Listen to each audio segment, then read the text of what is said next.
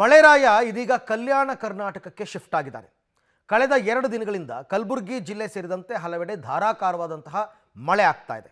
ತಗ್ಗು ಪ್ರದೇಶಗಳಿಗೆ ನೀರು ನುಗ್ಗಿದೆ, ಜನಜೀವನ ಅಸ್ತವ್ಯಸ್ತವಾಗಿದೆ. ಜಮೀನುಗಳಲ್ಲಿ ನೀರು ನಿಂತು ಬೆಳೆಗಳೆಲ್ಲವೂ ಕೂಡ ಹೆಚ್ಚು ಕಡಿಮೆ ಜಲಾವೃತವಾಗಿದೆ. ಅಲ್ಲಲ್ಲಿ ಮಳೆಯಿಂದ ಸಾಕಷ್ಟು ಅವಾಂತರಗಳಾಗಿದೆ. ಇದರ ಓವರಾಲ್ ಒಂದು ಅಪ್ಡೇಟ್ ರಿಪೋರ್ಟ್ ಇದೆ, ನೋಡೋಣ. ಕಲಬುರಗಿ, ಬೀದರ್ ಜಿಲ್ಲೆಗಳಲ್ಲಿ ಮಳೆಯಾರ್ಭಟ. ಜಮೀನಿಗೆ ಮಳೆ ನೀರು ನುಗ್ಗಿ ಬೆಳೆಗಳು ಜಲಾವೃತ. ಇಷ್ಟು ದಿನ ಪಶ್ಚಿಮ ಘಟ್ಟ ಕರಾವಳಿಯಲ್ಲಿ ಅಬ್ಬರಿಸುತ್ತಿದ್ದ ಮಳೆರಾಯ ಇದೀಗ ಕಲ್ಯಾಣ ಕರ್ನಾಟಕಕ್ಕೆ ಶಿಫ್ಟ್ ಆಗಿದ್ದಾನೆ. ಕಳೆದೆರಡು ದಿನಗಳಿಂದ ಕಲ್ಯಾಣ ಕರ್ನಾಟಕ ಭಾಗದಲ್ಲಿ ಧಾರಾಕಾರ ಮಳೆ ಆಗ್ತಾ ಇದೆ. ಕಲಬುರಗಿಯಲ್ಲಿ ಕಳೆದ 2 ದಿನಗಳಿಂದ ನಿರಂತರ ಮಳೆ ಸುರಿತಿದೆ. ಬಿಟ್ಟು ಬಿಡದೆ ಸತತ ಮಳೆ ಆಗ್ತಾ ಇದ್ದು ಜನಜೀವನ ಅಸ್ತವ್ಯಸ್ತವಾಗಿದೆ. ಕಲಬುರಗಿ ನಗರದ ತಗ್ಗು ಪ್ರದೇಶದಲ್ಲಿರುವ ಅಂಗಡಿಗಳಿಗೆ ನೀರು ನುಗ್ಗಿ ಅವಾಂತರ ಸೃಷ್ಟಿಯಾಗಿದೆ. ಪಿಡಿಎ ಕಾಲೇಜು ಮುಂಭಾಗದಲ್ಲಿರುವ ಅಂಗಡಿಗಳಿಗೆ ನೀರು ನುಗ್ಗಿ ಅಂಗಡಿ ಮಾಲೀಕರು ನೀರು ಹೊರತೆಗೆಯೋದಕ್ಕೆ ಹೈರಾಣಾಗಿ ಹೋದ್ರು.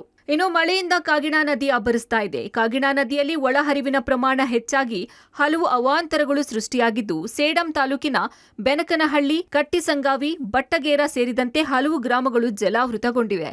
ಇನ್ನು ಇತಿಹಾಸ ಪ್ರಸಿದ್ಧ ರಾಷ್ಟ್ರಕೂಟರ ಮಳಖೇಡದ ಕೋಟೆಯ ಗೋಡೆ ಸಹ ಕುಸಿದು ಬಿದ್ದಿದೆ.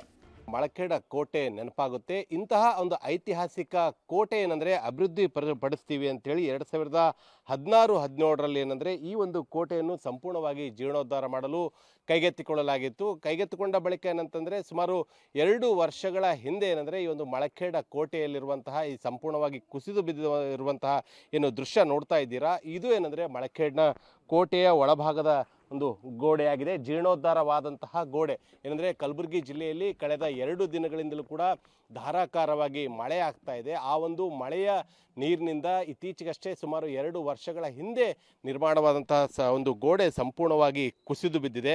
ಇನ್ನು ದುರಂತ ಅಂತಾನೆ ಹೇಳ್ಬೋದು. ಕೇವಲ 2 ವರ್ಷಗಳ ಹಿಂದೆ ನಿರ್ಮಾಣವಾದಂತಹ ಗೋಡೆ ಸಂಪೂರ್ಣವಾಗಿ ಕುಸಿದು ಬಿದ್ದಿದೆ.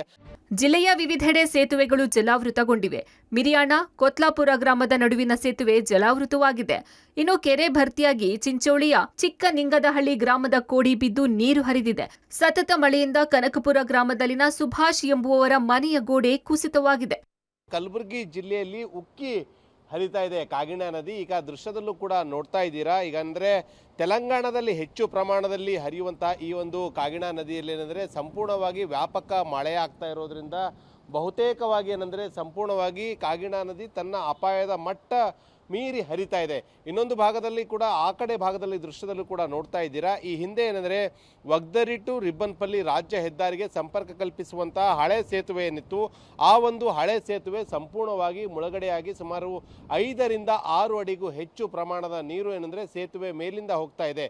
ಹೀಗಾಗಿ ನೂತನವಾಗಿ ನಿರ್ಮಾಣಗೊಂಡಿರುವಂತಹ ಸೇತುವೆ ಮೇಲಿಂದ ಮಾತ್ರ ವಾಹನಗಳ ಸಂಚಾರಕ್ಕೆ ಇಲ್ಲಿನ ಪೊಲೀಸರು ಅನುವು ಮಾಡಿಕೊಟ್ಟಿದ್ದಾರೆ. ಇನ್ನು ಹಳೆ ಸೇತುವೆ ಮೇಲೆ ಯಾವುದೇ ಕಾರಣಕ್ಕೂ ಕೂಡ ವಾಹನ ಸವಾರರಾಗಿರ್ಬೋದು ಮತ್ತು ಜನಸಾಮಾನ್ಯರು ಓಡಾಡದಂತೆ ಏನಂದರೆ ಮುಂಜಾಗ್ರತಾ ಕ್ರಮವಾಗಿ ಕಟ್ಟುನಿಟ್ಟಿನ ಕ್ರಮಗಳನ್ನು ತೆಗೆದುಕೊಂಡಿದ್ದಾರೆ.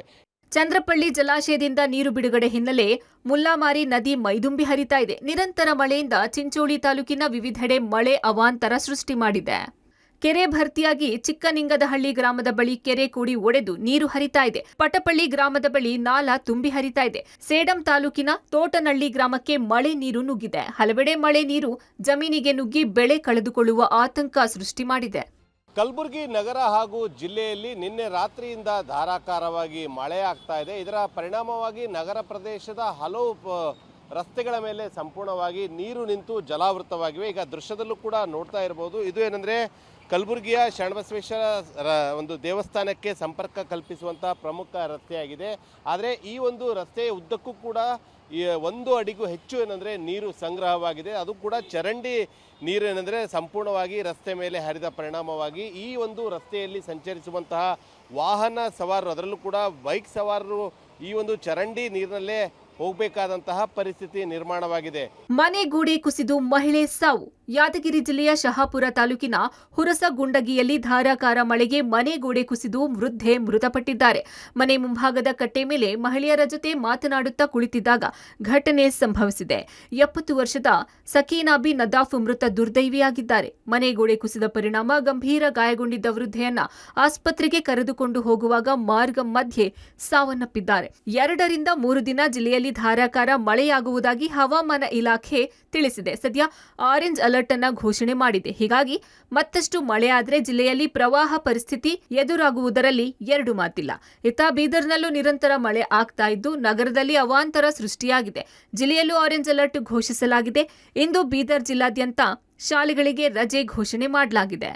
ನಾವೀಗ ಬೀದರ್ನ ಶಿವನಗರ ಸಿಗ್ನಲ್ ಇದ್ದೀವಿ. ನೋಡ್ಬೋದು ಯಾವ ರೀತಿಯ ಪ್ರಮುಖ ಒಂದು ರಸ್ತೆ ಇದೆ. ರಸ್ತೆ ಯಾವ ರೀತಿ ಒಂದು ರೀತಿಯ 3 ರಿಂದ 4 ಅಡಿ ನೀರು ನಿಂತು ಒಂದು ರೀತಿಯ ವಾಹನಸವರು ಹೈರಾಣ ಆಗಿದ್ದಾರೆ. ಬರ್ತಾ ಇರುವಂಥ ದೃಶ್ಯಗಳು ನೋಡ್ಬೋದು. ಆಟೋ ಸಂಪೂರ್ಣವಾಗಿ 3 ರಿಂದ 4 ಅಡಿ ನೀರಲ್ಲಿ ಯಾವ ರೀತಿ ಬರ್ತಾ ಇದೆ ಒಂದು ದೃಶ್ಯಗಳು ನೋಡ್ತಾ ಇರ್ಬೋದು. ಯಾವ